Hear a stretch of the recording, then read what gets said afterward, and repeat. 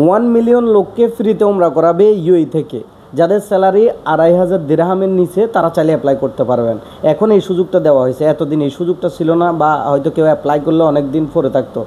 বর্তমানে হয়তো কোনো ধনাঢ্য ব্যক্তি এটা আপনাদের জন্য এই সুযোগটা দিচ্ছে, এই সুযোগটা কাজে লাগাইতে পারেন। 1 মিলিয়ন লোককে তারা উমরা করাচ্ছে। আপনি যদি এখন অ্যাপ্লাই করেন হয়তো 2 মাসের ভিতরে এটার ফিডব্যাক কিছু পেয়ে যাবেন। এই জিনিসটা আমাকে কনফার্ম করছে যারা আমার ভিডিও দেখেও ফ্রিতে উমরাতে গেছে।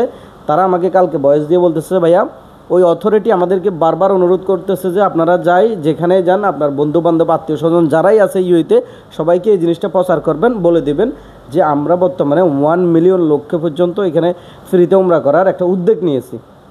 ঠিক আছে, আপনি যদি অ্যাপ্লাই করেন হয়তো 2 মাসের ভিতরে এটার ফিডব্যাক পেয়ে যাবেন, আগে হয়তো দেরি হইতো। সো এখন কিভাবে করবেন, হ্যাঁ কিভাবে করবেন এই জিনিসটা আমি আমার এই ভিডিওতে স্ক্রিন রেকর্ড করে পুরোটা একদম সম্পূর্ণ A to Z বলে দিচ্ছি। আপনি এটা দেখে নিজেও ফর্মটা পূরণ করতে পারবেন ওই ওয়েবসাইটে গিয়ে, অথবা কেউ জানা হালকা মোবাইল টোবাইল টিপতে জানে এদেরকে বললো খুবই ইজি, এত কঠিন না ফর্মটা ফিল আপ করা। বা যারা জানে তাদেরকে বলবেন এটা ফিল আপ করা দিতে, অথবা কোনো টাইপিং সেন্টারে গিয়ে বলবেন যে ভাই আমার এটা একটু ফিল আপ করে দেন, হয়তো 20-30 টাকা নেবে। আমার এখানে আসলে আপনি যদি শারজা 10 নম্বরের আশেপাশে থাকেন, আমার এখানে আসলে আমি ফ্রিতে করা দিব, একটা টাকাও নেব না। কিন্তু হোয়াটসঅ্যাপে কেউ নক দেবেন না, হোয়াটসঅ্যাপে কেউ SMS-ও দিবেন না, অথবা কেউ না এই যে ভিডিওতে কমেন্টও করবেন না কারো নম্বর, ঠিক আছে? কারণ অনেকে এরকম গতবার দিয়ে আমাকে একদম ফুরাই ফেলছে, আমি কারো করে দিতে পারি না, এত লোককে আমি কীভাবে করে দেব? ঠিক আছে, এখানে আসলে হয়তো কাজের ফাঁকি এটা করে দিতে পারে।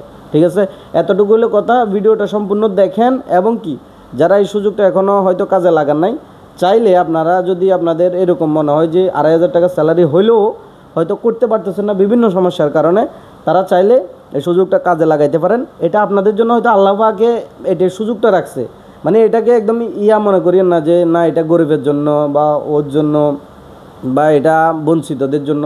হ্যাঁ ঠিক আছে, বঞ্চিতদের জন্য, আপনিও তো হয়তো বঞ্চিত হইতে পারেন বা করতে পারতেছেন না, যাইতে পারতেছেন না, এটাই তো আপনার একটা সুযোগও হইতে পারে। আল্লাহ তাআলা হয়তো আপনাকে এই সুযোগটা দিছে।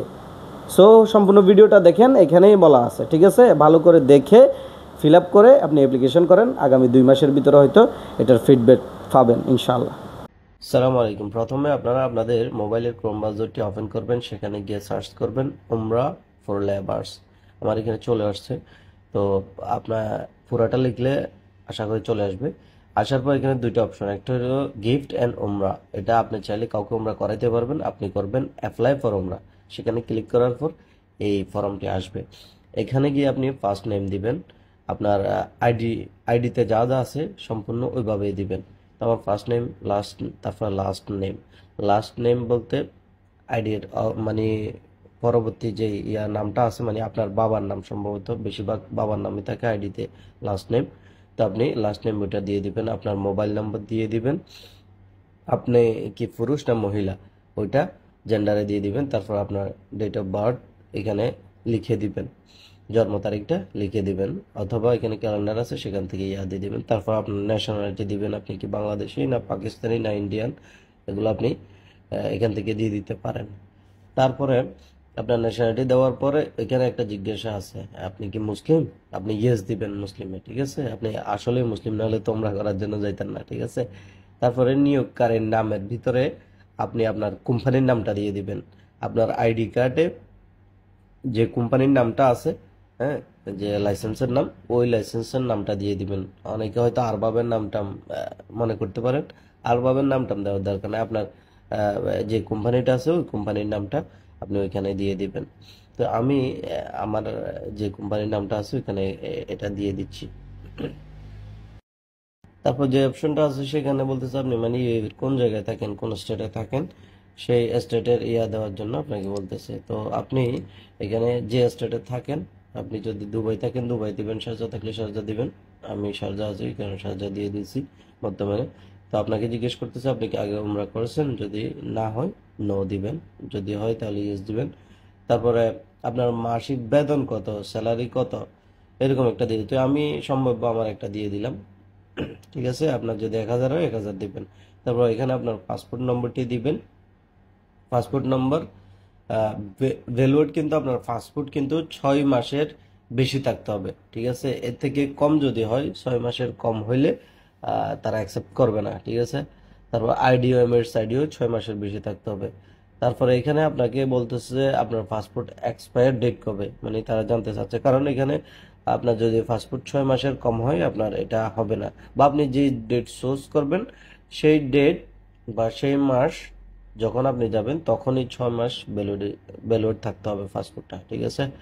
তো আপনি আপনার ইচ্ছা মতো এগুলা করে দিবেন, মানে আপনার যেটা যেটা আছে সঠিক ইনফরমেশন, সঠিক তথ্যটা এখানে দিয়ে দিবেন।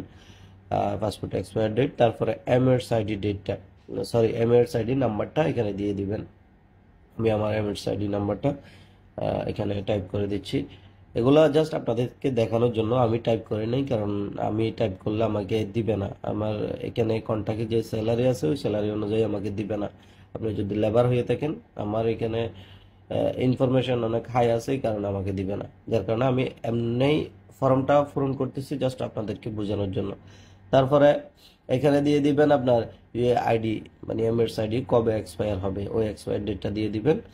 তারপরে do you have any health problem, কোনো যদি আপনার থাকে, শারীরিক সমস্যা থাকে সেটাও লিখে দিবেন, যদি যদি থাকে এখানে ডিসক্রিপশনও লিখে দিবেন। তারপর এখানে কিছু আপনাকে জিজ্ঞেস করতেছে যে আপনি কোন মাসে যেতে আগ্রহী, তো আপনি যে মাসে যেতে আগ্রহী ওই মাসে দিবেন। মনে করেন আমি আগস্ট জুলাইয়ের ভিতরে যাওয়ার চিন্তাধারা করতেছি, তাহলে আগস্ট জুলাই দুইটা সিলেক্ট করে দিবেন, বা এই 5 মাসের যে কোনো একটাতে আপনি ক্লিক করে দিতে পারেন। তারপর এখানে কিছু লেখা আছে যেগুলো ভালো মতে পড়বেন অথবা ট্রান্সলেট করে হইলেও পড়বেন। এখানে আপনার কি কি লাগতেছে, কালার কপি, আপনার ফ্রন্ট ফেস আইডির, তারপরে ব্যাক ফেস আইডির, তারপরে আপনার মান্থলি স্যালারি ওর ব্যাংক স্টেটমেন্ট, হয়তো আপনার স্যালারি কন্ট্যাক্ট যেটা আছে ওইটা দিবেন, না হলে ব্যাংক স্টেটমেন্ট যেটা স্ক্রিনশট দিলে হবে, ঠিক আছে। স্ক্রিনশট দিবেন, তারপর আপনার পাসপোর্টের কালার কপি দিবেন। এই যে নিচে 5 নম্বরে লেখা আছে সরি আপনার ফটো, আপনার ফটোর কালার কপি দিবেন এবং পাসপোর্টের কালার কপি দিবেন। এখানে ক্লিক করলে ওখানে আপনার গ্যালারিতে নিয়ে যাবে, গ্যালারি থেকে আপনি ওইখানে ওই ইয়াগুলা দিয়ে দিবেন। তারপর এখানে আরেকটা জিনিস লেখা আছে দেখেন, আপনি যদি ফ্রিতে করতে চান তাহলে ওই প্রথমটাতে ক্লিক করবেন। আরেকটা অপশন আছে, সেটা হচ্ছে যে আপনি চাইলে 750 দিরহাম দিয়ে আপনি ইচ্ছা মতো যে কোনো ডেটে যাই করে আসতে পারবেন। 750 দিরহাম দিলে তারা আপনাকে সুন্দরভাবে করা দিবে। তো বাকিগুলোতে টিক মার্ক দিয়ে দিবেন, এগুলা এত জরুরি না। এখানে আপনার একটা ইমেল অ্যাড্রেস দিয়ে দিবেন। ইমেল অ্যাড্রেস দেওয়ার পরে আপনি সাবমিটে ক্লিক করলেই আপনার ফর্মটা পূরণ হয়ে যাবে, সাবমিট হয়ে যাবে। তো আমি সম্পূর্ণ আপনাদেরকে একদম ইজিলি ভাবে দেখাইছি। আমার এখানে হয় নাই কেন, the information you entered is incomplete, কারণ হইলো আমি ওই যে ব্রাউজারে আমার ফটো কিংবা আমার পাসপোর্ট এগুলো কিছু দেই নাই, এই কারণে আর হয় নাই। তো আপনাদেরকে এটাই বলবো, এখানে কিন্তু শুধু আপনাকে আপনাকেই নিবে না, এখানে আরো শত শত হাজার হাজার মানুষ অ্যাপ্লাই করতেছে, জাস্ট আপনি দিয়ে ওয়েট করতে হবে। এখন